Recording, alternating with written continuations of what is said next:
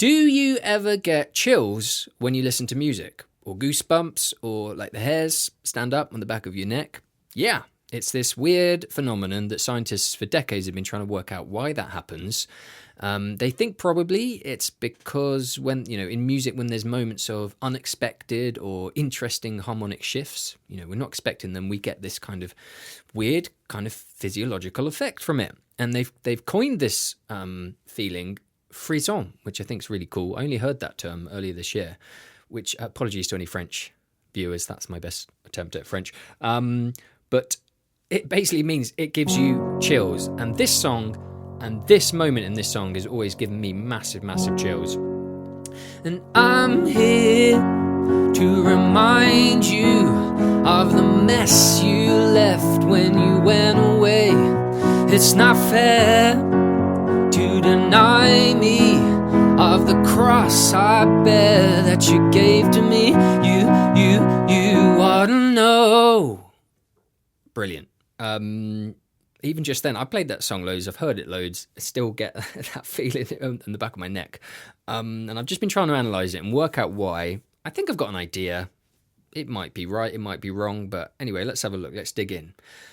Now, first of all, to pull apart a song like this feels a bit wrong in a way, because it's almost like it's a beautiful cake that you're cutting open to try and, find what the ingredients are in the cake.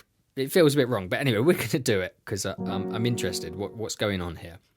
Okay, so the first thing is that there isn't really a tonality established right at the beginning, because there's just a drum beat, and she sings, I want you to know, over a drum beat. Not really a tonality established, but when the verse chords come in, F sharp minor and a B major over that F sharp, we're very firmly now in a Dorian mode.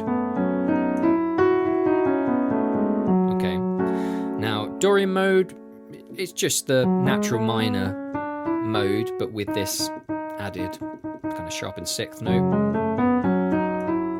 Okay, now that's really firmly established by those chords, but in two other really brilliant ways. One, Flea from Red Hot Chili Peppers, amazing bass playing on this track. Just go back and have a listen to that track and just listen to the bass part.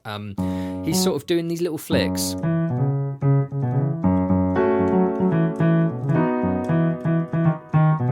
I don't exactly know what he's doing. He changes it like every time all the way through the song, but that's that he's playing all the notes within the Dorian mode. That kind of thing. And then Alanis Morissette sings down the Dorian mode, which is just brilliant.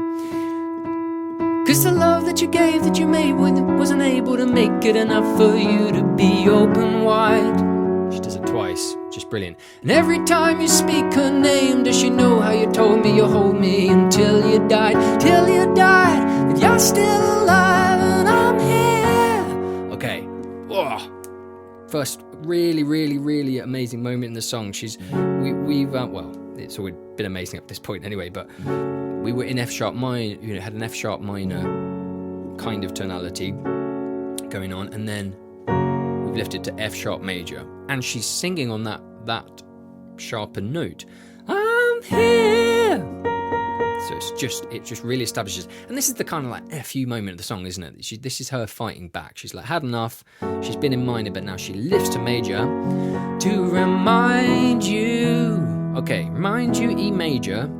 Okay, nothing extraordinary in and of itself, but because she's singing, mind you, still on that A sharp note over in E major, E kind of major. It's established a new mode, and this mode is Mixolydian. Yeah. Again, this use of these chords is quite common. Makes me think of, going from F sharp major to E. But what happens in that song is we go to B. She doesn't do that. She's about to go to A major, which I think is the moment, is the frisson moment. Let's just mash those two together for a second. How would that go? I'm here to remind you of the mess you made. Sounds a bit too happy, doesn't it? When you were mess you left when you went away. Okay, sounds a bit too, I don't know, it hasn't got the same feeling, is it? No, she goes to an A major. I'm here to remind you of the mess you left. I think it's that. I think it's the chord of A coupled with the word mess. Because mess is such a brilliant song. And to me, it's the kind of word of the song, isn't it? It's like, you're a mess. You've left everything in a mess. And it's on that brilliant harmonic shift. I'm here to remind you of the mess. Why is it so interesting? Well, we've established a mixolydian mode, which is just, it's a major scale, but with the flattened note there. Okay. I'm here to remind you, but then she plays an A major.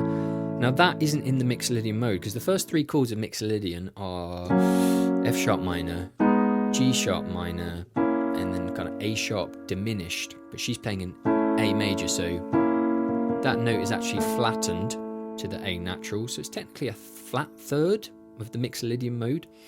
But of course, it's related to the F sharp minor that we had earlier on, so it fits, of course, but it's also because we've suddenly established mixolydian.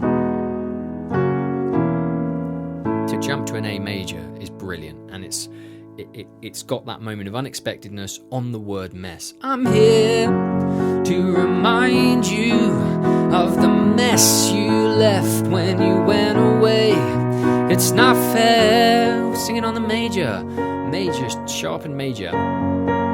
To deny me of the cross I bear that you gave to me.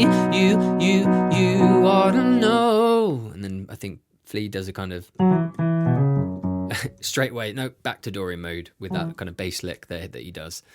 Just amazing stuff. And what's ridiculous is that's just one song on an album full of absolute classics that has just, that album alone kind of put Alanis Morissette in a league of her own and made her one of the best songwriters of her generation. Just that album. It's absolutely phenomenal stuff.